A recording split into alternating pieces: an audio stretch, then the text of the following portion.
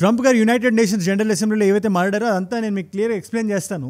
Of course మన thumbnail matter దగ్గర కూడా వద్దాం, కానీ దానికన్నా ముందు ఒక విషయం మీతో క్లారిఫై చేద్దాం అనుకుంటున్నాను. ఎర్దోగాన్ ఉన్నాడు కదా, ఆయన పేరు మీరు వినే ఉంటారు. టర్కిష్ ప్రెసిడెంట్ ఆయన కశ్మీర్కి సంబంధించి ఒక చాలా ఇంట్రెస్టింగ్ స్టేట్మెంట్ చేశాడు ఇవాళ అదే స్టేజ్ మీద నిలబడి. భారతదేశానికి పాకిస్తాన్కి ఏదైతే సీజ్ ఫైర్ నడిచిందో దానికి సంతోషం, కశ్మీర్ ఇష్యూ రిజాల్వ్ అవ్వాలి అని కశ్మీర్ పేరు ఇవాళ టర్కీ తెస్తుంది. Let me be very clear, 2024లో ఈ పేరు ఆయన బయటికి తీయలేదు, ఎందుకంటే అప్పుడు ఆయనకి బ్రిక్స్ లో మెంబర్షిప్ కావాల్సి వచ్చింది. అప్పుడు భారతదేశంతో ఫ్రెండ్లీగా ఉండాలి, ఇప్పుడు అవసరం లేదు కదా. యుద్ధం జరిగినప్పుడు కూడా పాకిస్తాన్కి ఎన్నో డ్రోన్స్ పంపించాడు ఆయన. ఇలాంటి టైంలో ఆయన ఈ స్టేట్మెంట్స్ చేయడం గమనార్హం, మీరు మైండ్ లో పెట్టుకోండి. యునైటెడ్ నేషన్స్ జనరల్ అసెంబ్లీ అని చెప్పి ప్రతి ఇయర్ జరుగుతుంది. అది వరల్డ్ లీడర్స్ అందరూ కలిసి వచ్చి కేటగారికల్ గా డిఫరెంట్ ఇష్యూస్ మీద మాట్లాడతారు. ఈ సంవత్సరం కూడా జరిగింది. సెప్టెంబర్ 9న మొదలైంది. సెప్టెంబర్ 23 అంటే నిన్న ఈ స్పీచ్లన్నీ ఇవ్వడం మొదలు పెట్టారు. ఆనవాయితీగా మొదలెట్టాల్సింది బ్రెజిల్ మాట్లాడిన తర్వాత డొనాల్డ్ ట్రంప్ గారు వచ్చారు. ఇక్కడ ట్రంప్ గారు ఏ పాయింట్స్ అయితే లేవనెత్తారో, ఎలా అయితే మాట్లాడారో మనకు క్షుణ్ణంగా జూమ్ ఇన్ చేసి మరి చూస్తే మనకు కొన్ని విషయాలు చాలా క్రిస్టల్ క్లియర్ గా అర్థమైపోతాయి. ముఖ్యంగా జియో పొలిటిక్స్ ఏ డైరెక్షన్ లో స్టేర్ అవుతుందని. ముందుగా యునైటెడ్ నేషన్స్ ఆయన తిట్టకుండా తిట్టారు. మీరు పెద్ద స్ట్రాంగ్ వర్డెడ్ లెటర్స్ రాస్తారు. మీరు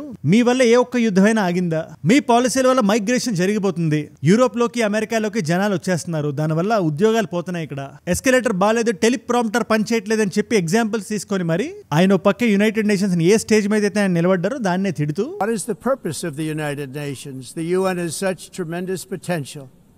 I've always said it. It has such tremendous potential.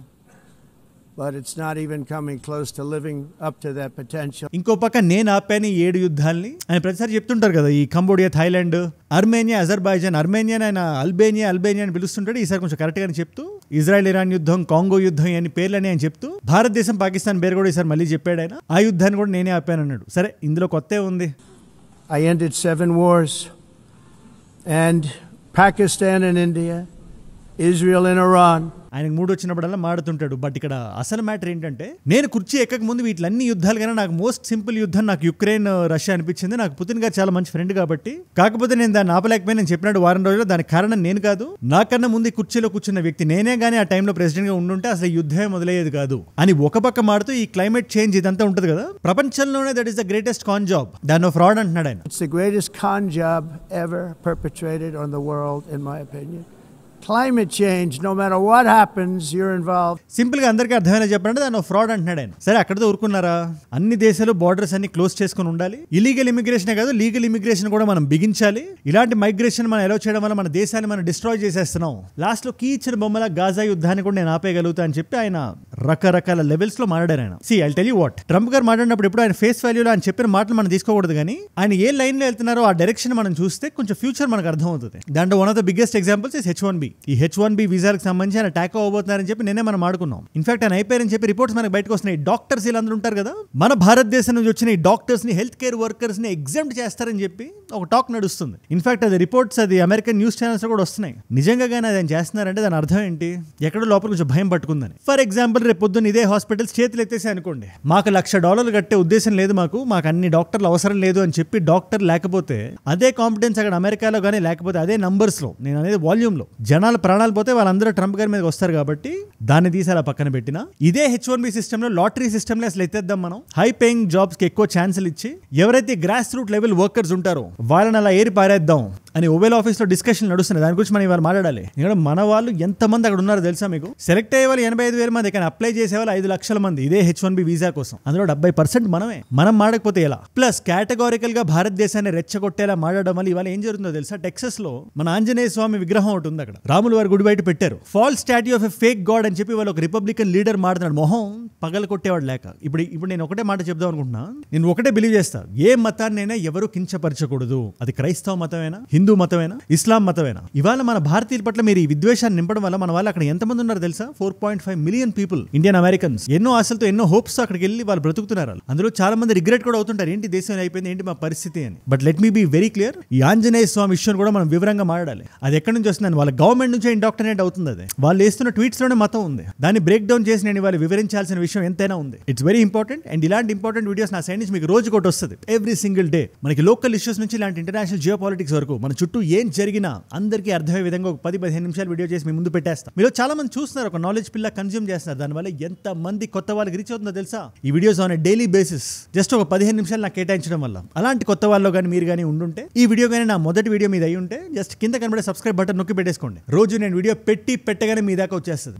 Done. ఈ కాంటెక్స్ట్ గురించి మీకు అసలు ఏ మాత్రం అర్థం కావాలన్నా అలెగ్జాండర్ డంకన్ అనే వ్యక్తి గురించి మీరు తెలుసుకోవాలి. He's a Republican leader. US senate కింద రన్ చేద్దాం అనుకుంటున్నాడు టెక్సస్ లో. ఇప్పుడు ఈయన ఎవరు అంటే ఈయనే ఆంజనేయ స్వామి గురించి నోటికి ఏది వస్తే అది మాట్లాడింది. టెక్సస్ లో 80 అడుగుల హనుమంతుడు విగ్రహాన్ని చూపిస్తూ why are we allowing a false statue of a fake god అని చెప్పి, మన అమెరికా క్రిస్టియన్ నేషన్ కాదా అని చెప్పి ఆయన అడుగుతున్నాడు. ఆయన అమెరికా నుంచి ఇలాంటి స్టేట్మెంట్ వస్తుందని నేనైతే ఊహించలేదు. అండ్ ఆయన ట్రంప్ గారి పార్టీకి సంబంధించిన వ్యక్తి. నేను ఒకటే మాట క్లియర్ చేద్దాం అనుకుంటున్నాను. ఇది ఏ ఒక్క మతానికి సంబంధించిన విషయం కాదు.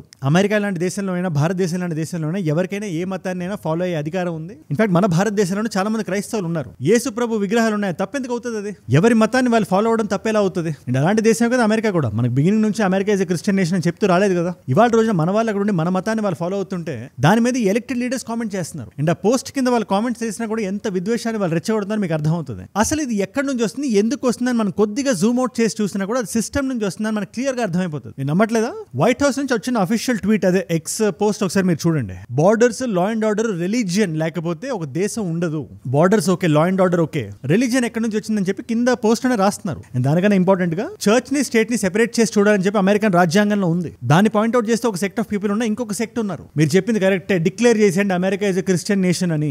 అంటే ఇన్ని సంవత్సరాలుగా అమెరికా ఏ ఫౌండేషన్ మీద అయితే నిలబడిందో వాటిని క్వశ్చన్ చేసేలా ఉన్నాయి ఆ ట్వీట్స్, అదే ఎక్స్ పోస్ట్ లో. అగైన్ నా కాయిన్ 2 సైడ్లు చెప్పడం నాకు అలవాటు. అందులో ఒక వ్యక్తి ఏం రాశాడు అందులో కింద, అమెరికాని కానీ మీరు క్రిస్టియన్ నేషన్ కింద మీరు డిక్లేర్ చేయకపోతే మనకు అమెరికానే మిగలదు.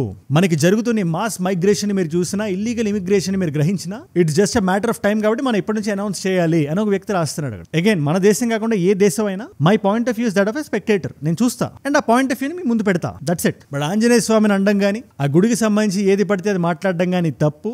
ఆ తప్పుని మీ ముందుకు తీసుకొచ్చాను అంతే. లోపల ఎంత ఎమోషన్ ఫీల్ అవుతున్నా కూడా ఒక డెకరం మెయింటైన్ చేస్తున్నా. రిలీజియస్ లిబర్టీ కమిషన్ అని చెప్పి యూఎస్ లో కొత్త కమిషన్ తీసుకురావడం కానీ డొనాల్డ్ ట్రంప్ గారు రాజ్యాంగబద్ధంగా అమెండ్మెంట్స్ చేద్దాం అనుకోవడం కానీ కొంచెం it's a worrying trend in US. ఎందుకంటే ఇవాళ కూడా మనం వెళ్ళి యూఎస్ జనాలను అడిగితే 62% మంది క్రైస్తవులు ఉన్నారు, 7-8% మంది మైనారిటీస్ ఉన్నారు, హిందూస్, ముస్లిమ్స్ అందరూ వస్తారు ఇక్కడ. అండ్ 29% మంది అన్అఫిలియేటెడ్ గా ఉన్నారు. అంటే మా మతాన్ని, రాజకీయాన్ని మేము కలపమని చెప్పి ఉన్నారు అక్కడ. చూడాలి మరి యూఎస్ ప్రజలు దీన్ని ఎలా తీసుకుంటారు. మన దేశ సమస్య కాదు కాబట్టి let us just wait and watch.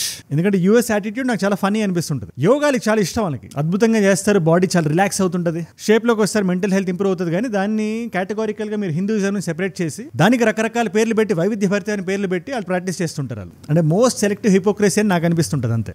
ఆయన అలెగ్జాండర్ అనే వ్యక్తి ట్వీట్ చేశాడు కాబట్టి నేను దీని గురించి ప్రస్తావన తీసుకురావాల్సి వచ్చింది. కానీ ఆ ట్వీట్ లో ఉండే కాంటెక్స్ట్ అండ్ బ్యాక్ స్టోరీ మీ అందరూ తెలుసుకోవాలని. అంతేగాని మన వాళ్ళు అక్కడికి వెళ్ళి పరమతాల మీద విద్వేషాలు రెచ్చగొట్టకుండా సొంత మతాన్ని పాటిస్తే ఏంటి తప్పు అని చెప్పి నా అభిప్రాయం అంతే. ఇదిలా జరుగుతుండగా ఇదే డొనాల్డ్ ట్రంప్ గారికి ఆయన తీసుకుంటున్న ఈ కొత్త H1B రూల్స్ కి, ముఖ్యంగా భారతీయులకు సంబంధించి మనం ఒక హై లెవెల్ టీమ్ నోటి పంపించాం యూఎస్ కి, ఈ 100K ఫీజు గురించి ఒకసారి ఒక డిస్కషన్ పెడదామని. కానీ ఆయనకి అది కాదు కదా కావాల్సింది. మోదీ గారు వచ్చి మాట్లాడాలి ఆయనతో, సార్ ప్లీజ్ ఇది ఎత్తేయండి అని అడగాలి. అప్పుడు ఆయన ఈగో హర్ట్ అవుతుంది, ఆయన ఓకే అంటాడు. ఆయన అది జరగపోయేసరికి రోజుకి ఒక కొత్త ట్విస్ట్ ఇస్తున్నాడు ఆయన. ఇవాళ ఇస్తున్న కొత్త ట్విస్ట్ ఏమనుకుంటున్నారు మీరు?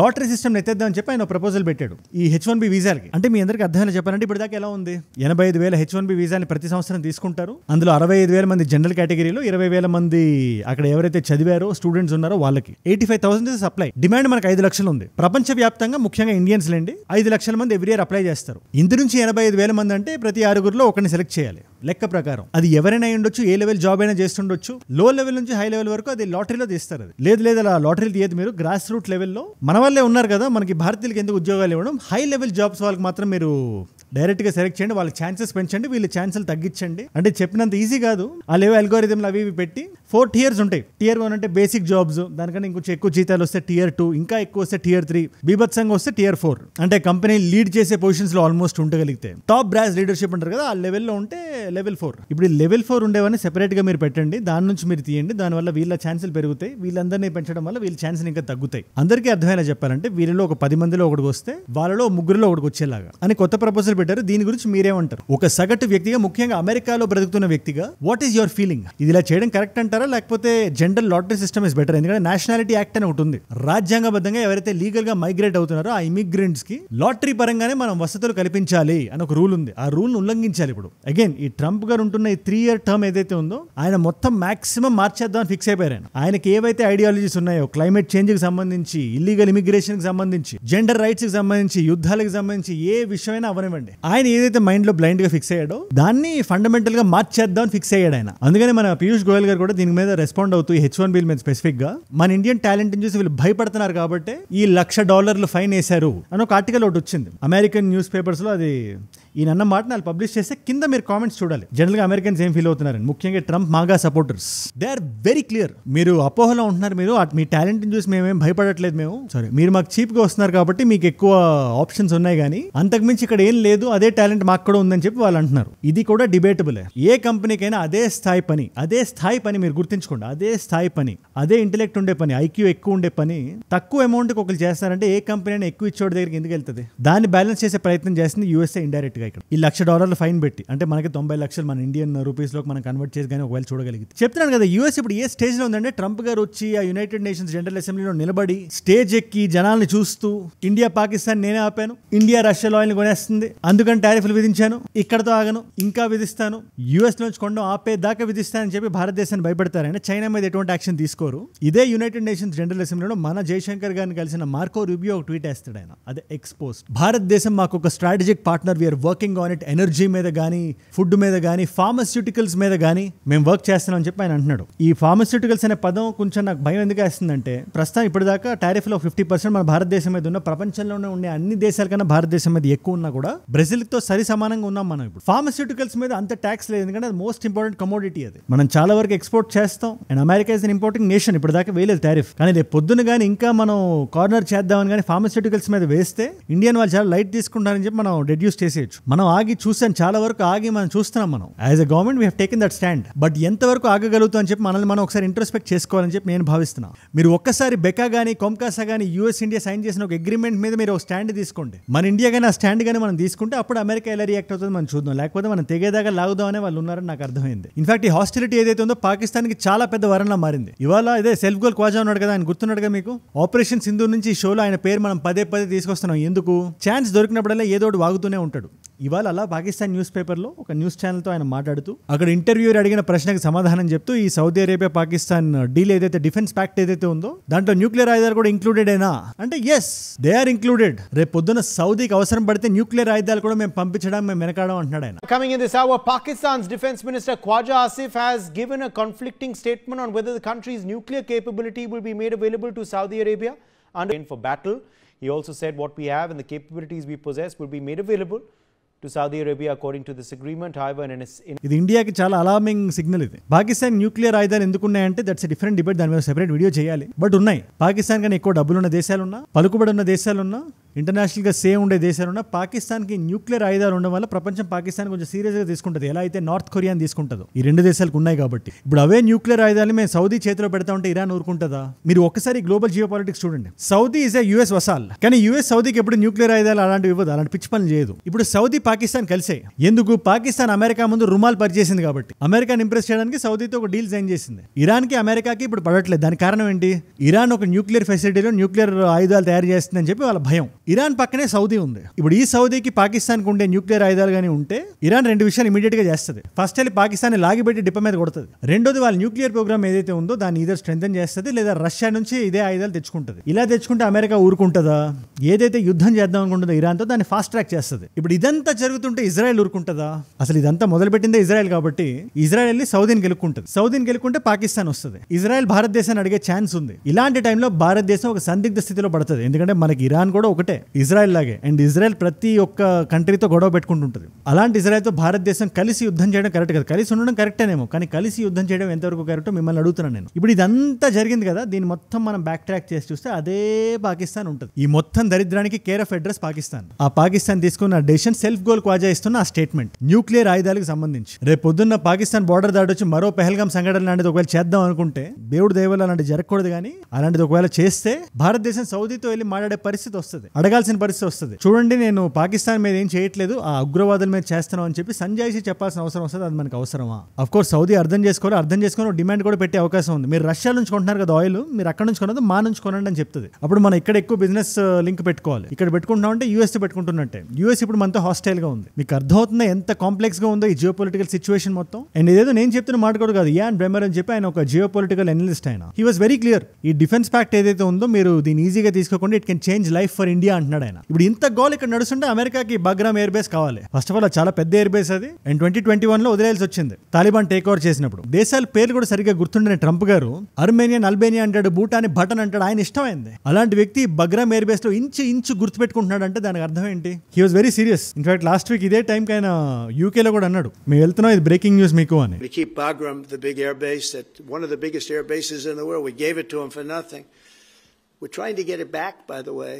Okay. అండ్ చాలా మంది ఏమనుకుంటున్నారు, లేదు అప్పట్లో ఆఫ్ఘనిస్తాన్ ఎలా అయితే వెలగొట్టేసిందో ఇప్పుడు కూడా వెలగొట్టేస్తుంది అంటే అప్పుడు డిఫరెంట్ అది. Then America was trying to completely democratize Afghanistan. Complete గా అమెరికన్ వసాల కింద మార్చేద్దాం అనుకున్నారు ఆఫ్ఘనిస్తాన్ ని. లీడర్స్ ని డెమోక్రసీ చేసి వాళ్ళ ఐడియాలజీ ఇక్కడ రుద్దేసి మొత్తం కంప్లీట్ గా లిబరలైజ్ చేసి మార్చేద్దాం అనుకున్నారు. అది కుదరలేదు. బట్ ఇప్పుడు కావాల్సింది ఒక ఎయిర్ బేస్ ఒకటే కదా, దానికి అంత యుద్ధాలు చేయాల్సిన అవసరం లేదు. అక్కడ కంప్లీట్ గా కరెక్ట్ సైన్యాన్ని అక్కడ పంపించి కేటగారికల్ గా లాగేసుకొని దాని చుట్టూ సెక్యూరిటీ పెట్టగలిగితే చాలా. తాలిబాన్ ఏం చేయలేదు. తాలిబాన్ కూడా అమెరికా నుంచి కొన్ని అవసరాలు ఉన్నాయి. ఇప్పుడు అమెరికా అక్కడ వెళ్ళి కూర్చుంటే అమెరికా చెప్తున్న విషయాలు ఏంటి? అక్కడ షింజియాంగ్ లో న్యూక్లియర్ ఫెసిలిటీ ఒకటి ఉంది చైనాకి సంబంధించి, ఒక గంట దూరంలో అని ఒక పక్క చెప్తుంది. కానీ కాబుల్ కి అది నార్త్ నుంచి కొన్ని కిలోమీటర్ల దూరమే. అది గట్టిగా మాడితే గంటలో వెళ్ళిపోవచ్చు ఆన్ రోడ్. అలాంటి కాబుల్ ని రేపు టేక్ ఓవర్ చేసుకోదని ఏంటి గ్యారంటీ? లేదా పాకిస్తాన్ కి సపోర్ట్ ఇస్తే ఇదే సౌత్ ఏషియన్ బ్లాక్ లో ఒక మంచి స్థావరం కింద అయిపోతుంది ఆ బేస్. మనకి యూఎస్ హాస్టైల్ గా ఉండే టైంలో అలాంటి టేక్ ఓవర్ మనకి మంచిది కాదు. నేను డైరెక్ట్ గా మిమ్మల్ని అడుగుదాం అనుకుంటున్నా, మీరేమంటారు దీని గురించి? ఈ ఎంటైర్ సిచ్యువేషన్ మీకు ఇప్పుడు అర్థమైంది కాబట్టి, ఒక గ్రిప్ వచ్చింది కాబట్టి, you let me know down in the comments. America ఈ టైంలో ఈ కైండ్ ఆఫ్ ఇన్వేషన్ చేయడం బగ్రామ్ ఎయిర్ బేస్ కి ఇన్ ఆఫ్ఘనిస్తాన్ ఎంతవరకు కరెక్ట్? ఎందుకంటే 2002 నుంచి 2021 వరకు కూడా యూఎస్ చాలా డామినెన్స్ చూపించింది రీజియన్ లో because of that air base and because of the take over of Afghanistan. Last లో సారీ చెప్పి పారిపోయారు. దాన్ని కూడా ఒక విన్ లాగే డొనాల్డ్ ట్రంప్ గారు ఫీల్ అవుతుంటారు. But Pakistan defence backed Islamic NATO అని చెప్పి రికార్డింగ్ డాన్స్ చేస్తున్న ఇదే టైంలో అమెరికా అక్కడ రావడం ఎంతవరకు correct? Because right now it's asking Saudi Arabia Pakistan pact అనేది ఓన్లీ సౌదీ అరేబియాకి మాత్రమే కాదు, ఇంకేమైనా అరబ్ నేషన్స్ ఉన్నా కూడా మా దగ్గర రావచ్చు అని. మీరు జాగ్రత్తగా వినండి, ఇస్లాం నేషన్స్ అనే అరబ్ నేషన్స్ అనే. ఎందుకంటే Iran is not an Arab nation. మీకు లిబియా, ఈజిప్ట్, ఇరాక్, లెబనాన్ ఏవేవైతే ఇజ్రాయెల్ తో గొడవ పెట్టుకున్నాయో ఆ దేశాలన్నీ వస్తాయి except Iran. It's very strategic statement Pakistan నుండి. ఎనీవేస్, ఇవాల్టి మల్టిపుల్ చాయిస్ క్వశ్చన్ మీ అందరికీ. యుఎస్ఎస్ఆర్ ఈ బగ్రామ్ ఎయిర్ బేస్ ని కట్టడం కానీ ఎక్స్పాండ్ చేయడం కానీ చేసింది ఆఫ్ఘనిస్తాన్ అప్పట్లో ఆక్రమించుకున్నప్పుడు. అది ఏ సంవత్సరంలో చేసిందని మీకు తెలుసా? Option A 1971, option B 1975, option C 1979, option D 1983. మీరు తెలిస్తే కింద రండి. తెలుసుకుందాం అనుకుంటే మీరు ఇన్స్టాగ్రామ్ కి వచ్చేయచ్చు. అక్కడ అజయ్ ఫ్రమ్ ఏజూడ్ అని ఉంటుంది. అజయ్ ఫ్రమ్ అని రాసేయండి, మీరు జస్ట్ పక్కన వచ్చేస్తుంది. It's verified profile, tick mark ఉంటుంది, 1+ మిలియన్ ఫాలోవర్స్ ఉంటారు. మీరు టక్ అని వచ్చేయచ్చు. అక్కడ ఇలాంటి వీడియోస్ ని రీల్స్ లో చూడొచ్చు. నా లైఫ్ లో నా చుట్టూ ఏమైనా జరుగుతున్నా, నాకు ఏదైనా వీడియో ఐడియా టాపిక్ ఇద్దాం అనుకున్నా, లేటెస్ట్ న్యూస్ ని స్టోరీస్ లో చూద్దాం అనుకున్నా, ఇలాంటి క్వశ్చన్స్ మీరు ఆన్సర్స్ తెలుసుకుందాం అనుకున్నా, ఇట్స్ అ గ్రేట్ ప్లేస్ అన్నట్టు. నా ఫ్యాషన్ సెన్స్ మీద ఏమాత్రం ఇంట్రెస్ట్ ఉన్నా కూడా just come there. And by the way, ఏజూడ్ రీల్స్ అని మన టీం నడుపుతున్న పేజ్ ఏదో ఒకవేళ క్వశ్చన్ కి ఆన్సర్ అక్కడ లేకపోతే ఈ టీం పెట్టేయమంట. సో రెండింటిని ఫాలో అయి పెట్టుకోండి. అండ్ ఏజూడ్ global is our English channel. మీ నాన్ తెలుగు ఫ్రెండ్స్ కి నా కైండ్ ఆఫ్ వీడియోస్ మీరు షేర్ చేద్దాం అని మీరు లోపల ఎక్కడైనా అనుకుంటే మీరు అస్సలు వెనకాడొద్దు, ఖచ్చితంగా దాన్ని చూడండి. అండ్ ఏజూడ్ unfiltered lifestyle, grooming, fashion topics లో కూడా మనం రాణిస్తున్నాం. మనం వీఆర్ గ్రోయింగ్ హారిజాంటలీ. దానికి మీ సపోర్ట్ నాకు ఎంతైనా అవసరం. డెఫినెట్ గా సబ్స్క్రైబ్ చేసి పెట్టుకోండి. అండ్ మీరు ఇక్కడ దాకా నా వీడియోలో వచ్చారంటే నా వీడియోస్ మిమ్మల్ని ఆకట్టుకుంటున్నాయి, ఒక వాల్యూ పొందుతున్నారు. Thank you so much for that. మీరు ఇస్తున్న ఈ వాచ్ టైం, మీ రిటెన్షన్ ఏదైతే ఉందో, ప్రాణం పెట్టి నన్ను పనిచేయడానికి, రోజు నిర్భయంగా నిర్మోహమాటంగా మాట్లాడడానికి నన్ను ప్రేరేపిస్తుంది, ప్రోత్సహిస్తుంది. దానికి మీరే నా ప్రేరణ. Yo my inspiration. మీరు ఇలా రోజు చూడడం వల్ల ఎంత మంది కొత్త వాళ్ళకి రీచ్ అవుతున్నాయో తెలుసా ఈ వీడియోస్. అలాంటి కొత్త వాళ్ళు కానీ మీరు కానీ ఉండుంటే, నా డైలీ వీడియోస్ మీ దాకా రావాలంటే మీరు ఏం చేయాలి? నేను వీడియో పెట్టగానే టక్ అని మీ స్క్రీన్ లో రావాలంటే జస్ట్ కింద కనబడే సబ్స్క్రైబ్ బటన్ నొక్కి పెట్టేసుకోండి. డన్. మీకోసం 2 కాంప్లిమెంటరీ వీడియోస్ పెడుతున్నా. ఈ వీడియో ఇక్కడ కనబడుతుంది కదా, ఇదే టాపిక్ మీద H1B, దీని ప్రీక్వెల్ వీడియో అనుకోండి. H1B ఇష్యూస్ మీద డొనాల్డ్ ట్రంప్ గారు తీసుకున్న డెసిషన్ ఏంటి, దాని నుంచి ఆయన ఎలా టాకో వెనక్కి వెళ్ళారు, ఏం నడుస్తుంది ప్రస్తుతానికి, రూల్స్ ఏంటి, ఒక క్లారిటీ వీడియో మీకు కావాలంటే ఆ వీడియో ఇక్కడ ఉంది. లేదు కొంచెం లైట్ హార్టెడ్ గా నేను చూద్దాం అనుకుంటున్నా, బాగా హెవీ డోస్ అయిపోయింది అనుకుంటే, రిలేషన్షిప్ అడ్వైస్, అబ్బాయిలు అమ్మాయిలు పెళ్లి చేసుకున్న తర్వాత కానీ, బాయ్ ఫ్రెండ్ గర్ల్ ఫ్రెండ్ గా ఉన్నప్పుడు కానీ, ఒకరి నుంచి ఒకరు ఏం ఎక్స్పెక్ట్ చేయొచ్చు, అసలు ఒక అబ్బాయి ప్రేమిస్తున్నాడంటే ఎలా చెప్తాడు అనే వీడియో చేశాను నేను. It might seem silly but it's a very very important topic. ఎందుకంటే మన సోషల్ ఫ్యాబ్రిక్ లో ఇలాంటి relationship advice is very important. ఆ వీడియో ఇక్కడ ఉంది. మీకు ఏ వీడియో ఇంట్రెస్ట్ ఉంటే ఆ వీడియోని చూడండి. నేను మళ్ళీ మిమ్మల్ని రేపు కలుస్తా. మనందరం కలిసి పెరగాలి, కలిసి ఎదగాలి. Let us all grow together. Let us all rise together. Rise above ignorance, rise above arrogance, rise above hate. ఏజుడ్ అంటే మనం. జై హింద్, జై భారత్, జై వీరాంజనేయ. ఓం నమః శివాయ.